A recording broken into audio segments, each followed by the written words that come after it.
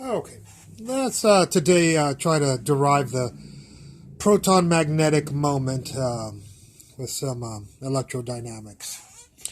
We're gonna model a proton to be two positive charges here, each with charge about the charge of an electron. And we'll have a negative charge here to make it stable. We'll have the two positives orbiting the negative charge here. So the radius of this orbit will make about half a ferrometer, which is 0.5 times 10 to the minus 15. Well, then make the mass of each of these about half the mass of a proton. Okay, let's get started here. Let's look at the force on C right here, this charge right here. The A will have a force on it this way because it's positive, and B will have a force on C this way, a force of A on C, force of B on C this way. And this is C is going in a circle this way, so of course the centripetal acceleration of this charge is going to be towards the left here. Well, we have Newton's law, sum of forces equals ma. You have a force of A on C minus the force of B on C equals the mass times the centripetal acceleration. I'll put a little negative there. Here we go. We have the force of the electrostatic force, of course, is going to be K, which is a constant, 9 times 10 to the ninth, times the charge squared on these two right here, which we'll deal with later on, but we'll assume they'll both, all of these are the same charge as absolute value of the charge. And then the distance from A to C, of course, is 2r. So we have 2r squared as the distance. And then we'll have the force, electric force on the of B on C, and that's going to be the same, except the distance from B to C is just going to be r right there. And that'll equal the mass of C, and times the velocity of C squared divided by r. All right, so we have this. If you do a little bit of algebra on this, you'll get this.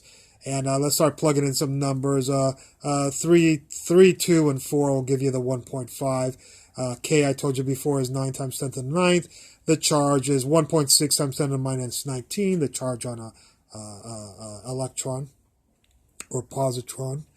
And here's the R, which is about half a ferrometer, 0.5 times 10 to the minus 15. And then you've got the mass of the proton. And I'm sorry, the mass of the proton divided by 2 was taken care of right here. So that was incorporated in the 1.5 there. We're going to get a velocity of about 2 times 10 to the 7 meters per second.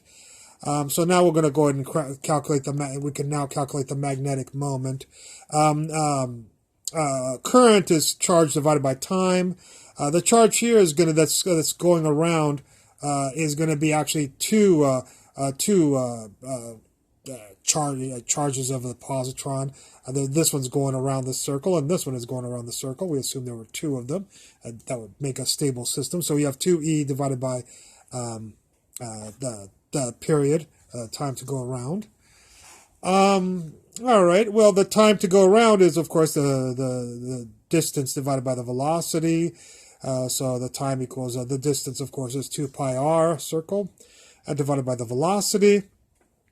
If you want to know the magnetic moment of something, you need to know the current and the area that the current circumscribes. So we said that the current is 2e divided by the time. So we'll take the time, plug it in here. I'm sorry, take these quantities, plug them into the time right here, then take that. So we'll get the 2e right there. The 2 pi r over v that are here, we have right here, 2 pi r and v.